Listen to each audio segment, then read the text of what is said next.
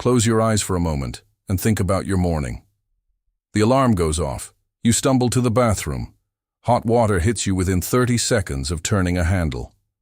Soap lathers in your hands, shampoo works into your hair, and by the time you step out 7 minutes later, you are chemically clean in a way that no human being on Earth would have recognized as possible before roughly 1900. You dry off with a fresh towel. You use a toilet that flushes. You brush your teeth with a soft bristled brush loaded with fluoride paste specifically engineered to protect your enamel. You use toilet paper. You probably use quite a lot of it without thinking. Then you get dressed in clean clothes and walk out into the world, and you do not think about any of this for a single second. Not once. Not for one moment of your entire day. That invisible wall between you and your own biology, that carefully engineered daily ritual of separation from filth that you perform without even registering it as remarkable, is one of the most extraordinary achievements in the history of human civilization. And it is extraordinarily recent. As recently as 1850, the year this story begins, virtually none of it existed for any but the very wealthiest fraction of the population. And even for the wealthy, the gap between what they had and what you have this morning is almost incomprehensible. This is the story of what daily life actually felt like in the body. Not the grand sweep of Victorian history with its empires and its railways and its great exhibition and its industrial revolution. Not the wars or the politics or the economics. The small, intimate, relentless daily reality of what it meant to be a human body in 1850. What it meant to wake up in the morning and face a world without the basic infrastructure of personal cleanliness that you take for granted before you have even fully opened your eyes. It is, in a word, profound. And in several other words, it is absolutely rank. Let us begin with smell. Because in 1850, smell is where everything begins. Smell is the first data your body processes about the world, and in 1850, the data is overwhelming. The average Victorian working-class person in a city like London or Manchester or Birmingham in 1850 has not bathed their entire body in somewhere between 2 and 6 months. This is not exceptional. This is not the consequence of poverty alone, although poverty deepens it. It is the consequence of a set of beliefs about the body and disease that are, by 1850, still deeply embedded in medical thinking and popular culture. The dominant theory of illness throughout most of the Victorian period is the miasma theory, the idea that disease is carried in bad air, specifically in the corrupt and putrid emanations of rotting organic matter. The dangerous thing, according to this worldview, is not what is on your skin. The dangerous thing is what is in the air. A pore is not a breathing mechanism for your skin. A pore is a gap in your defenses, a tiny door through which the poisonous miasma can enter your body and begin its work. Bathing, under this logic, is not merely unnecessary, it is actively dangerous. Hot water opens the pores, the thinking goes, and an open pore in a city full of miasma is an invitation to death. The layer of accumulated grime and body oil that builds up on the skin over weeks and months is not filth to be removed. It is, in a sense, a seal, a protective coating, the biological equivalent of caulking the gaps in a draft-prone wall. This belief is not confined to the uneducated. It is taught in medical schools. It is prescribed by physicians. The Victorians are not stupid people. They are people working with the best available framework for understanding disease, and that framework will not be fundamentally overturned until the germ theory of disease gains acceptance through the work of researchers in the 1860s and 1870s. Until then, avoiding baths is, within the internal logic of the era, a rational health decision. The practical result of this is a population that smells. Profoundly, consistently, inescapably smells. Not in the way that a person who has skipped a shower after a workout smells. That is a 21st century comparison, and it does not come close. The smell of a Victorian working-class body in 1850 is the accumulated product of months of physical labor in heavy wool clothing without washing, biological functions managed with whatever materials were available, hair that has not been washed with any detergent in the same span of time, and skin that is coated in the residue of coal smoke, factory dust, tallow candle grease, and the ambient filth of a city street that is itself covered in horse dung and worse. The upper classes are not exempt from this, though their version of the problem is managed differently. For the aristocracy and the prosperous middle class, the standard of cleanliness in 1850 centers not on bathing the body, but on changing the linen. The theory, widely held and socially enforced among the respectable classes, is that a high-quality white linen shirt or chemise acts as a biological sponge. As the body sweats through the day, the linen absorbs the impurities and toxins emerging from the skin, pulling them away from the body and into the fabric. A gentleman who changes his linen shirt twice or 3 times per day is, by the standards of 1850, impeccably clean. His skin may not have been touched by water in weeks, but his fresh white linen is visible at his cuffs and collar, and that visible whiteness is the public signal of personal cleanliness. The quality, quantity, and whiteness of a person's linen is so central to the Victorian concept of personal hygiene that it functions as a class marker as direct as the clothes worn over it. A wealthy man's laundry requires a small army of labor to maintain. The washing of fine linen in 1850 is a major household undertaking, performed on designated wash days, usually Monday, involving large copper wash boilers, mangles, flat irons heated in the fireplace, and the labor of laundry maids who spend 12 hours or more on their feet working in clouds of steam in conditions that are, by any measure, exhausting and physically damaging. The hands of a Victorian laundry maid are perpetually red, chapped, and raw from the hot water, the harsh washing soda, and the wringing and scrubbing. She performs this labor so that the gentlemen of the household can walk out in the morning with white cuffs extended from their coat sleeves and be seen as clean. For the working class, none of this infrastructure exists. The working class family in 1850 may own 1 change of clothing per person if they are reasonably fortunate. 2 if they are doing better than average. The concept of a garment dedicated exclusively to being worn against the skin and changed regularly is a luxury that requires both spare clothing and the means to wash it. Without either, the single set of worn wool and rough linen that a laborer wears to work is the same set worn to sleep, worn all week, worn until it falls apart, or until something forces a wash. The body and the clothing become, over time, effectively continuous. 1 system, 1 smell. Now let us talk about hair, because hair in 1850 is its own distinct universe of challenge. Victorian hair, particularly women's hair, is one of the most labor-intensive aspects of personal presentation in the entire era. The fashionable silhouette for women in the 1850s requires hair built up and arranged in complex constructions that take significant time to create and cannot easily be undone and redone every day. Hairpins, braids, coils, and decorative additions, including human hair extensions bought from the poor, are all involved in achieving the elaborate styles that respectable women are expected to maintain. The practical consequence of this is that Victorian women's hair is not washed with any frequency. Washing the hair means dismantling the arrangement entirely, waiting for it to dry, which in the damp, cold conditions of a Victorian interior with no central heating can take the better part of a day, and then rebuilding the construction from scratch. Washing also, in 1850, requires something to wash with.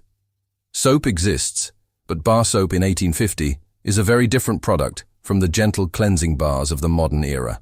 Victorian soap is made from animal fat rendered with lye, alkaline and abrasive, perfectly effective at stripping grease from linen, but harsh enough to damage skin and hair when used too freely. The specific chemistry of hair care, the delicate pH balance required to clean the hair without stripping the scalp of its natural oils and leaving the hair dry and brittle, is simply not understood or addressed in 1850. There is no shampoo as a category of product. There will not be for decades.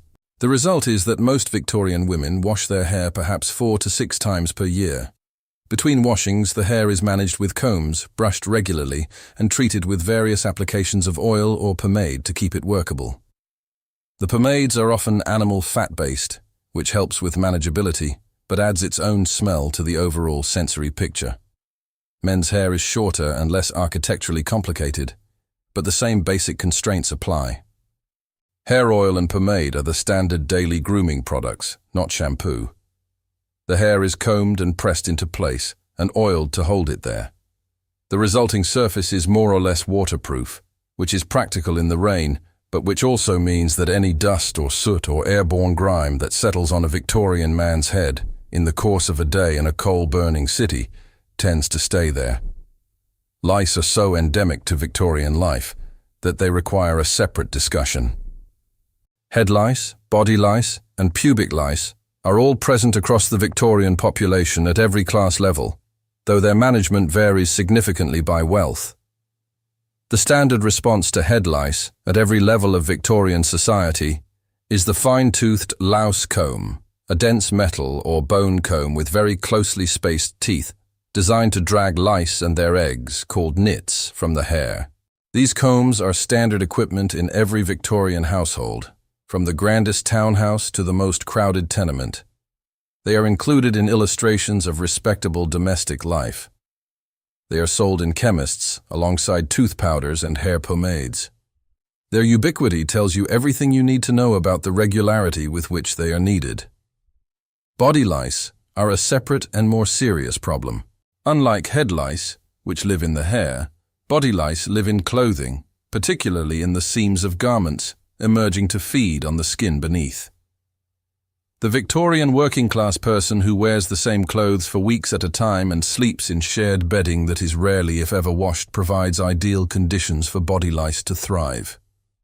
Body lice are not merely uncomfortable, they are disease vectors. Body lice are the primary transmission route for typhus fever, one of the most deadly epidemic diseases of the 19th century. The connection between lice-infested clothing and typhus is not understood in 1850. The mechanisms of disease transmission are not yet known. All that is known is that typhus spreads in conditions of overcrowding and poverty, which are also, not coincidentally, exactly the conditions in which body lice thrive. The teeth deserve their own examination, because the Victorian mouth is a landscape of ongoing biological disaster. There is no fluoride in the water supply in 1850. There are no soft bristled nylon toothbrushes. There is no toothpaste in any form that resembles the modern product. What exists for tooth cleaning in 1850 is a small selection of tooth powders made from varying combinations of chalk, ground cuttlefish bone, bicarbonate of soda, charcoal, salt, and in some formulations, more alarming ingredients including brick dust and ground pumice. These powders are applied with a rough linen cloth or, in better-equipped households, with a brush made from hog bristles set in a bone handle. The bristles are cut to a blunt, flat edge and have the flexibility and gentleness of a small scrubbing brush. They are effective at removing surface staining from tooth enamel. They are also moderately effective at abrading the enamel itself over time. The sugar consumption of the Victorian working class, while not as extreme as in later eras, is nonetheless substantial in ways that the available oral hygiene tools cannot adequately address. Sugar prices dropped dramatically through the 19th century as cane sugar from colonial plantations becomes more widely available, and Victorian working-class diets increasingly include sweetened tea, biscuits, toffee, and cheap confectionery. Each exposure to sugar creates an acid environment in the mouth as oral bacteria metabolize it, and in the absence of effective fluoride protection or prompt cleaning, this acid begins its work on the enamel with nothing to stop it. Tooth decay in 1850 is not something that is treated in its early stages with a filling and a polish. There are no fillings as we understand them. Dentistry in 1850 is almost exclusively extraction.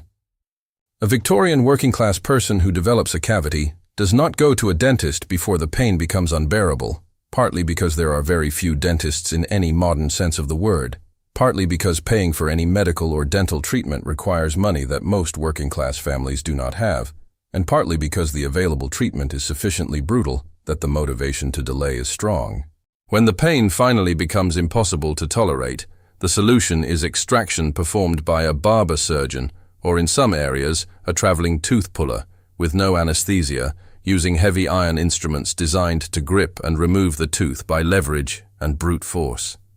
The experience is, by all available accounts, among the most acutely painful things a Victorian person can undergo. And it is an experience that most Victorian people undergo multiple times in their lives, because once one tooth is lost to decay and infection, the underlying conditions that caused it remain completely unchanged. The Victorian mouth at middle age frequently contains significant gaps. The Victorian smile is guarded for this reason. Full sets of teeth in midlife are uncommon enough to be notable. Dentures are available, but again primarily for those who can afford them. Victorian dentures are made from a variety of materials, including carved ivory, hippopotamus bone, and, most famously, human teeth. The trade in extracted human teeth for dental use is brisk throughout the 19th century. Teeth pulled from the poor, teeth extracted from executed criminals, teeth taken from bodies on battlefields. All of these find their way into the dental workshops where they are fashioned into denture plates, mounted on springs that hold them against the gums. These dentures are uncomfortable, often ill-fitting, and not designed for the kind of unrestricted eating that modern dental implants allow. Owners of Victorian denture sets frequently remove them to eat. Social dinners among the prosperous classes involve a moment, unremarked upon by custom, in which guests quietly insert their teeth before joining the table. Now let us descend to the subject that every modern person thinks about first when they imagine life without modern plumbing, and let us be honest about every detail of it. In 1850, the management of human waste is both the most pressing practical problem in urban life and the one that the existing systems are most catastrophically failing to address. To understand what the body goes through in 1850 from the moment of waking, you need to understand the landscape of available options, because they range from adequate to genuinely alarming depending on your class and location. In a prosperous household, the morning begins at the chamber pot, a ceramic vessel stored under the bed or in a small bedside cabinet. The chamber pot is a domestic fixture in every household that cannot or does not wish to venture outside to a privy at 3 in the morning. It is emptied by a housemaid in the morning, rinsed and replaced, in a house with several bedrooms and a modest staff. This is a portion of the morning's work that falls specifically to the lowest-ranked housemaids, and is understood to be among the less desirable aspects of domestic service. The maid carries the filled chamber pot through the bedroom and down the stairs, empties it into a slop pail, and eventually empties the slop pail into the cesspool or privy in the backyard, or into whatever drain access the property has. In London in 1850, many of these drains run directly into the Thames. For a working-class family in a shared tenement, the chamber pot situation is similar in basic mechanics, but radically different in scale and management. A family of 6 or 8 in a single room uses the same chamber pot throughout the night. In the morning, someone carries it outside to the shared privy in the yard, which serves not just one family but potentially every family in the building, which in the overcrowded tenements of Whitechapel or St. Giles might mean 40 or 60 people sharing one outdoor privy over a single cesspool. The cesspool, legally required to be emptied at regular intervals by night soil men, is in practice often left until it overflows, because emptying costs money and the shared responsibility for a communal facility is nobody's specific priority. When it overflows, the overflow goes into the yard, and from the yard into the soil beneath, and from the soil into the shallow groundwater from which nearby wells draw drinking water. The night soil men, who are responsible for emptying these cesspools, work exclusively at night by law. This is not a health and safety regulation. It is an aesthetic regulation, designed to ensure that the polite population is not forced to witness the process.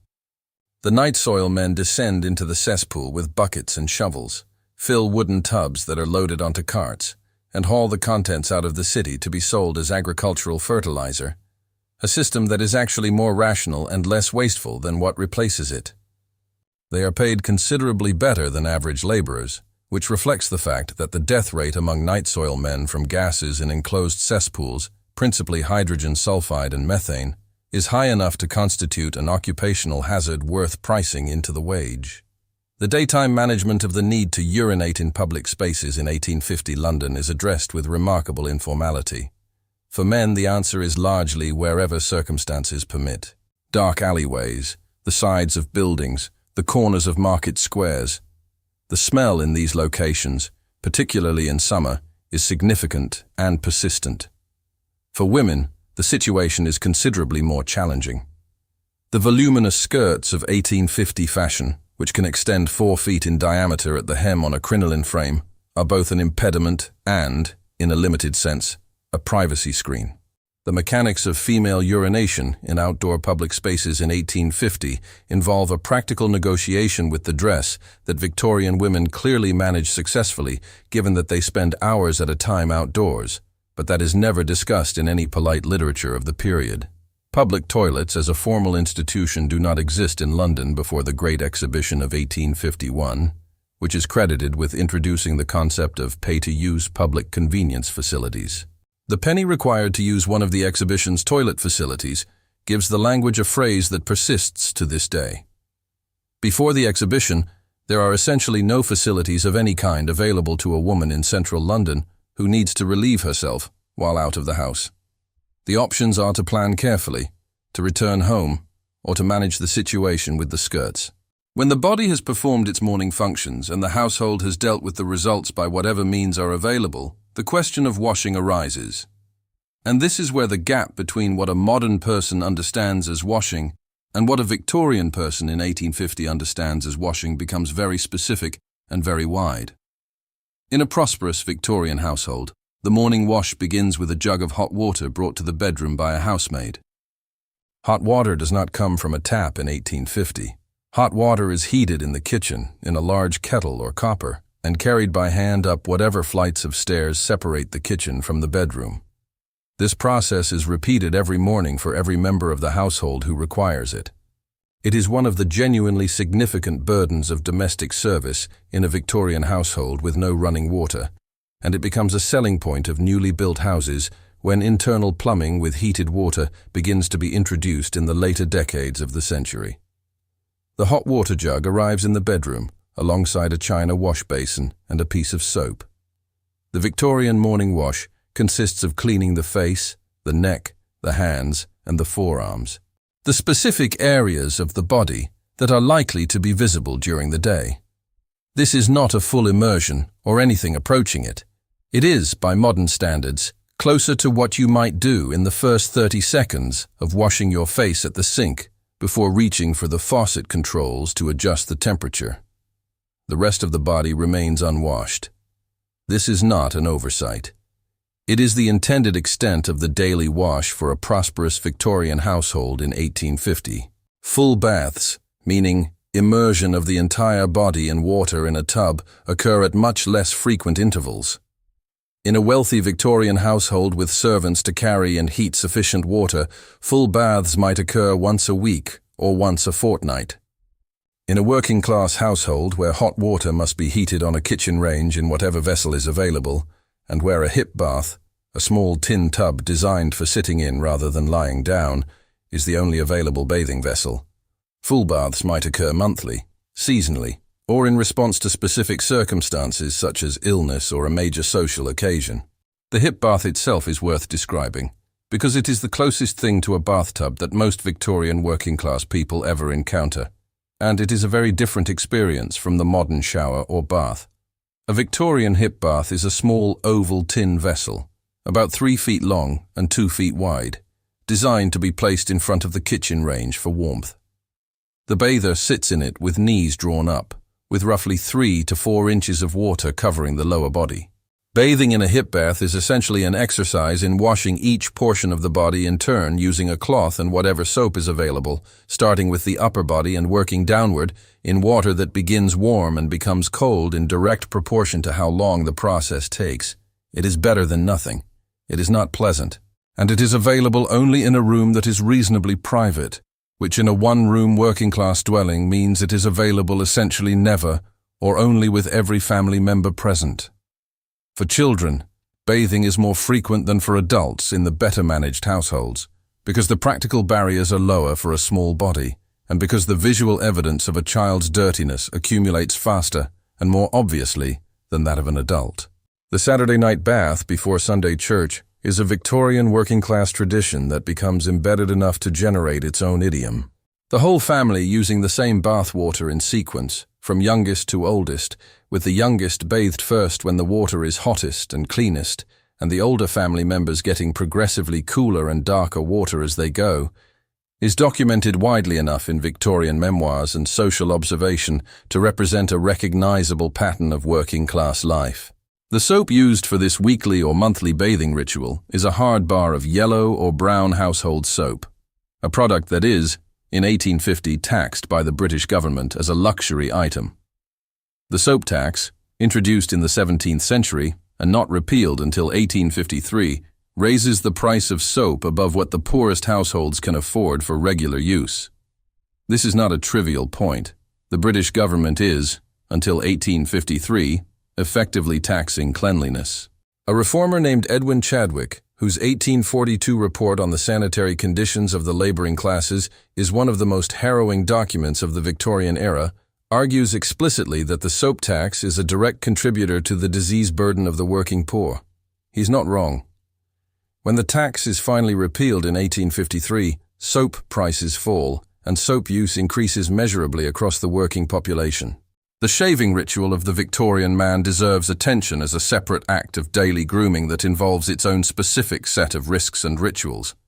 In 1850, a man who shaves himself uses a straight razor, also called a cut-throat razor, which is exactly as described. A blade of ground and honed steel that must be maintained at a sharp edge through regular stropping on a leather belt, and which, when applied to the face at the angle required, removes whiskers and a thin layer of skin in a single motion. Straight razor shaving is a skill that requires practice, and the consequences of insufficient practice are visible in the form of nicks, cuts, and scrapes that are not uncommon even among experienced users. In an era before antiseptics are understood, these small facial wounds are minor infection sites, and for a Victorian man who develops an infected shaving nick, the available treatments are limited to the application of styptic pencils, which are sticks of alum that constrict the blood vessels and close the cut mechanically, or in worse cases, a visit to the barber surgeon. The barber surgeon is a figure who in 1850 sits at an interesting junction between trade and medicine. The barber poles, red and white stripes, still displayed outside barbershops today, originate from the bandaging used in the bloodletting and minor surgical procedures that barbers performed alongside haircuts and shaves for centuries. By 1850, the formal separation of surgery from barbering is mostly complete, but the barbershop remains a site of minor medical intervention alongside its grooming function. Toenail cutting, ear cleaning, bloodletting for those who still believe in it, the removal of minor skin growths, all of these fall within the operational scope of the mid-Victorian barbershop in working-class neighborhoods. It is the closest thing to routine preventive healthcare that many working-class men encounter. For Victorian women of the middle and upper classes, personal grooming extends into the complex territory of cosmetics and the management of physical presentation in ways that create their own health risks. The desire for a pale, even complexion, which is the dominant aesthetic standard of the 1850s, drives a market for cosmetic preparations that are, by any modern safety standard, profoundly dangerous. The most popular face powders in 1850 are lead-based. White lead, also called ceruse, has been used as a cosmetic since classical antiquity and continues to be the primary active ingredient in Victorian complexion powders and foundations because its covering power and matte finish are superior to any safe alternative available at the time. The effects of regular lead application to facial skin over months and years include, at minimum, the graying and yellowing of the skin itself, in a cruel irony given that the product is being used to improve the complexion. More seriously, lead is absorbed through the skin and accumulates in the body, contributing to neurological symptoms, fatigue, digestive problems, and in chronic cases, severe systemic poisoning. Victorian women who use lead-based cosmetics regularly are slowly poisoning themselves in pursuit of the beauty standard that the era demands of them. The arsenic complexion wafer is a closely related horror. Small pills or wafers containing measured doses of arsenic trioxide are sold openly at Victorian chemists under various proprietary names, marketed on the premise that arsenic in small doses produces a clear, bright, rosy complexion. The theory has a grain of truth in it, in the same way that many poisons have observable physiological effects at sublethal doses. Arsenic does produce a certain flushing of the skin. It also accumulates in the body with each dose, and the margin between the cosmetic dose and the damaging dose is not large. Women who take arsenic wafers regularly experience the same progressive poisoning as industrial arsenic exposure, proceeding from mild neurological symptoms through skin changes, through internal organ damage, with the cause invisible because arsenic is colorless, odorless, and tasteless in its compound forms. Hair dye in 1850 carries its own chemical hazards. The primary available black hair dye of the mid-Victorian period is based on lead acetate, which darkens the hair through a reaction between the lead and sulfur compounds naturally present in the hair shaft. This is the same chemistry that causes lead paint to darken over time, and the lead absorption through the scalp from regular hair dyeing is real and measurable. The fashionable black hair of a Victorian woman who regularly dyes her hair is a slow lead delivery system attached to her head. Beyond the specific chemical hazards of Victorian cosmetics, there is the broader question of skincare in an era before sunscreen, before moisturizer in any modern sense, before the dermatological understanding of skin as a barrier organ with specific maintenance requirements. Victorian skin ages visibly faster than modern skin for a combination of reasons that include sun exposure, coal smoke particulates, nutritional deficiencies, and the harsh alkaline soaps that are the primary available cleansing agents. The smooth, clear complexion of a Victorian portrait is, in most cases, the artistic idealization of a painter responding to social convention rather than an accurate record of actual skin condition. The question of menstruation in 1850 is one that Victorian written culture almost entirely avoids, but which represents a real and significant monthly challenge for women across the class spectrum. In the absence of commercially manufactured sanitary products, which do not exist in 1850 in any form, Victorian women manage menstruation with rags, folded and pinned to undergarments, washed and reused monthly. The term on the rag, still in colloquial use, derives from this practice directly. The management of these rags in a household without running water or effective privacy, particularly in a working-class home where all domestic activities take place in a single room, requires a degree of practical organization and discretion that Victorian women manage as an invisible and unspoken portion of their monthly experience.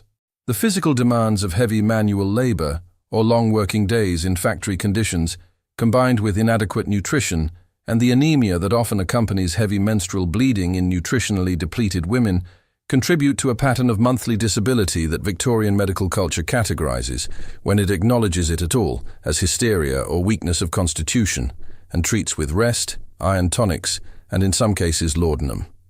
The iron tonic part is actually correct. The laudanum is addressing the symptom while the iron deficiency continues unaddressed. Childbirth brings all of these bodily challenges together in their most concentrated and dangerous form. The Victorian birthing room in 1850 is not the sterile, professionally managed, pain-controlled environment that modern obstetrics provides. It is a domestic room, usually the bedroom of the laboring woman, attended by a midwife whose training and competence vary enormously, and perhaps by a physician if the family can afford one, and if the birth is proceeding in a way that seems to require medical involvement. The physician and midwife of 1850 do not wash their hands before or during delivery, not as a rule, not as standard practice. There are physicians in 1850 who wash their hands, particularly in the years following the publication of Ignaz Semmelweis's work on puerperal fever in the late 1840s, which demonstrated through careful statistical analysis that hand-washing by medical attendants dramatically reduced the rate of childbed fever death. But Semmelweis's findings are not widely accepted in 1850.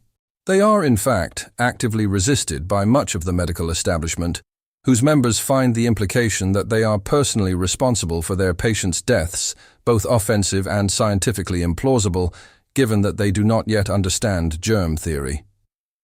Semmelweis, a Hungarian physician working in Vienna, is professionally destroyed by his colleagues' refusal to accept his data and dies in 1865 in a mental institution, his findings largely unimplemented in the institutions where they would have saved thousands of lives. The consequence of non-sterile birth attendance in 1850 is puerperal fever, or childbed fever, a bacterial infection of the uterus following delivery. Puerperal fever progresses rapidly in most untreated cases, from local infection to systemic sepsis to death, sometimes within 48 hours of delivery. The case fatality rate for developed puerperal fever without antibiotic treatment is estimated at 10 to 35%. The infection is in most cases introduced during delivery by the unwashed hands of the attendant, transferred from other patients, from post-mortem examinations, or from the ambient environment of a non-sterile room. A woman who survives delivery in 1850 and then develops a fever 48 hours later is in very serious danger, and in 1850 there is essentially nothing that can be done for her beyond nursing care and hope. Infant care in 1850 involves its own set of hygiene-adjacent challenges that bear directly on survival rates. The infant mortality rate in Victorian England in 1850 is between 150 and 180 deaths per 1,000 live births, meaning roughly 1 in 6 or 7 babies born alive will die before reaching their first birthday. The causes are multiple and interrelated, but a significant portion of infant deaths in 1850 are directly attributable to the contamination of infant feeding, whether through spoiled breast milk from a malnourished mother, through contaminated artificial feeding using whatever vessels and animal milk are available, or through the administration of various soothing preparations containing opiates that quiet infants by sedating them to a degree that in some cases crosses into suppression of breathing. The feeding bottle used for infants in 1850 is a device that, in retrospect, represents one of the most effective infant-killing technologies of the era. The design, called a suck bottle or a long-tubed feeder, consists of a glass or ceramic bottle connected by a rubber or leather tube to a teat, with the tube of sufficient length that the bottle can rest on a surface some distance from the baby while the infant nurses from the teat. The practical virtue of this design is that it frees the caregiver from having to hold the bottle. The practical catastrophe of this design is that the long rubber tube is essentially impossible to clean effectively in the absence of running water and bottle brushes, accumulates milk residue in every curve of its length, and becomes, within days of first use, a delivery system for bacterial contamination directly into the infant's mouth. Victorian reformers, who begin to understand infant mortality in the 1870s and 1880s, call these bottles murder bottles. They are not wrong, but banning them proves enormously difficult because they are cheap, convenient, and widely used by exactly the working mothers who have the least time and resources to manage alternatives. The water used to prepare any kind of artificial infant feed in 1850 is, depending on location, somewhere on the spectrum from moderately contaminated to severely contaminated. In a working-class urban household, drawing water from a shared standpipe or a shallow well with nearby cesspool contamination, the water used to prepare an infant's feed may contain enough Vibrio cholerae or Salmonella typhi, or any number of other enteric pathogens to kill an adult within days, and an infant within hours. Infant diarrheal disease, which the Victorians call summer diarrhea or cholera infantum, is the single largest cause of infant death in Victorian England through most of the 19th century, and it is overwhelmingly a product of contaminated water and food in the absence of refrigeration and adequate sanitation. Against this backdrop of biological challenge, the Victorian body develops compensatory mechanisms that a modern body simply does not possess. The Victorian working-class gut, colonized from birth by a diverse array of microorganisms that would hospitalize a modern adult within days, develops a microbiome calibrated to its environment in ways we are only beginning to understand scientifically. The Victorian immune system, trained from infancy by constant exposure to the full range of pathogens present in a filthy urban environment, achieves a functional robustness against certain categories of infection that modern immune systems, sheltered by vaccines and antibiotics and clean water and filtered air, genuinely do not have. The Victorian child who survives to age 5 has already been exposed to and survived pathogens that would make a modern adult of the same size very ill indeed. This is not an argument that Victorian conditions were acceptable, or that the suffering and death they caused was in some way worthwhile. It is simply a recognition that the human body is extraordinarily adaptive, and that the Victorian working-class body, shaped by its environment exactly as every body is shaped by its environment, was a different and in some respects more robust biological instrument than the modern body. The Victorians who survived were not simply lucky. They were, in a very real physiological sense, different from us. Harder in some ways that we have genuinely lost. The evening of the Victorian day in 1850 brings the body back to the domestic space, and the domestic space in working-class London or Manchester or Birmingham is a very specific sensory environment. The kitchen, which is the main living room, the dining room, the washing room, and often the sleeping room of a working-class household, is heated by a coal range that burns through the day and into the evening. The coal range is the technological heart of the working-class Victorian home. It heats the room, heats the water for whatever washing is possible, cooks the food, and provides light to work by if you lean close enough to its glow. It also fills the room with coal smoke to a degree that depends on the quality of the chimney and the quality of the coal. Low-quality, high-sulfur coal, which is what working-class households can afford, burns inefficiently and generates substantial smoke along with its heat. The evening light in a working-class Victorian home is provided by tallow candles, not wax candles, which are more expensive.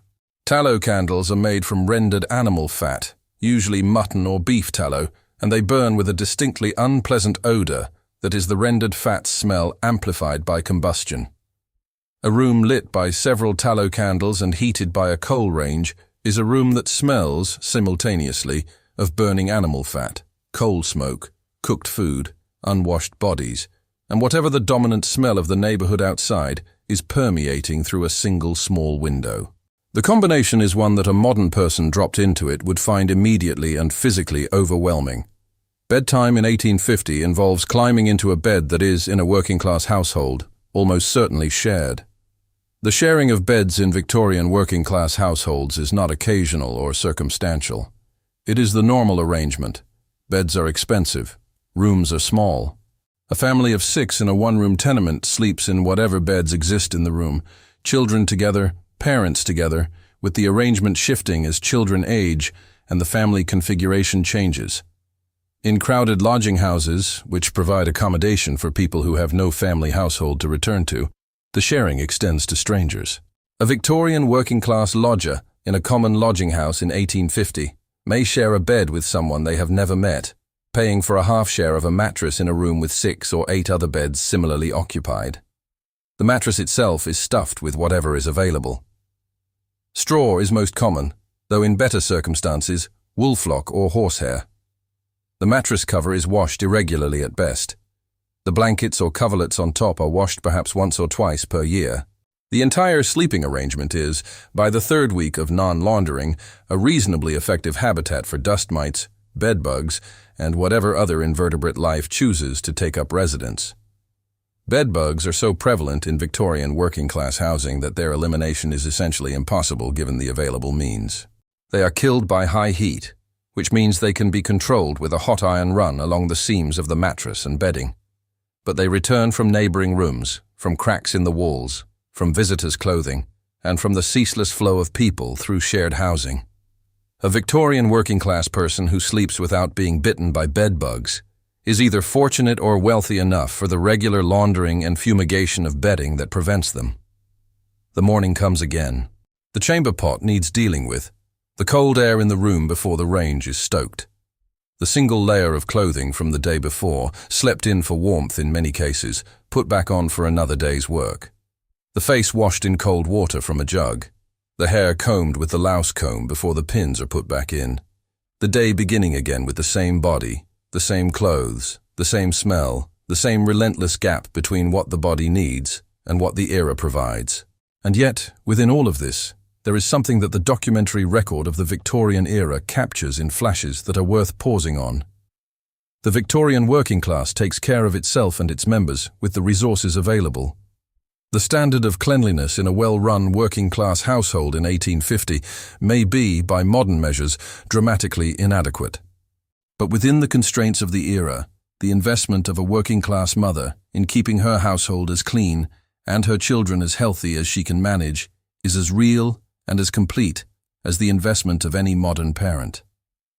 The scrubbed front doorstep, the Sunday best clothing kept separate from work clothing, the efforts made to wash and mend and present the family with dignity, despite having virtually nothing to work with. These things are everywhere in the Victorian record. The tragedy is not that the Victorians were careless about cleanliness. The tragedy is that they were working as hard as they could within a framework that was, at almost every structural level, failing them. The soap tax made soap too expensive. The water supply was delivering disease with every cup. The food supply was contaminated at the production level. The medical system was actively harmful in many of its interventions. The housing supply was densely, deliberately inadequate. And the information required to understand why all of these things were making people sick was not yet clearly available to anyone. The soap tax repeal in 1853 will make a difference. The Bazalgette sewer system for London, built through the 1860s in response to the catastrophe of the Great Stink, will make an enormous difference. The acceptance of germ theory through the 1870s and 1880s will transform medicine, surgery, childbirth, food safety, and water supply in ways that save millions of lives within a single generation. The introduction of public washhouses and municipal baths in working-class neighborhoods, part of a broader Victorian public health reform movement, will give the working class their first regular access to facilities for bathing the whole body in warm water. The first municipal public baths in London open in 1846. By the 1880s, they are spread across the city. The Victorian era is, in a very real sense, the era in which the modern understanding of the relationship between cleanliness and health is worked out in real time, at the cost of enormous preventable suffering. Every advance comes after years or decades of people dying from causes that turn out to be preventable once the mechanism is understood. Every reform comes after a fight against entrenched economic interests, entrenched medical opinions, and entrenched cultural beliefs. The path from the miasma theory to germ theory is not a straight line from ignorance to knowledge. It is a winding and contested road along which thousands of people die of cholera, while their physicians tell them it is caused by bad air. The hot shower you take tomorrow morning is the end product of a process that began, in many ways, in the specific horror of 1850 London. The people who lived through that horror, who died of its consequences, who survived it and organized against it and gradually reformed it, are the reason that your morning routine is what it is. They did not know they were building toward your bathroom. They were just trying to get through Tuesday. But the distance between their Tuesday and yours, measured in germ theory and municipal sewers and fluoride and soap and hot running water, is the distance between dying at 40 of something your doctor does not understand and living past 80 because the systems built to keep you clean and fed and hydrated and medically supported are so effective and so invisible that you have never once in your life had to think about them. That is the real legacy of 1850. Not the top hats and the railway stations and the great exhibition's gleaming Crystal Palace. The real legacy is the knowledge of what happens when those systems are absent, written in the bodies of a population that had no choice but to experience the lesson directly.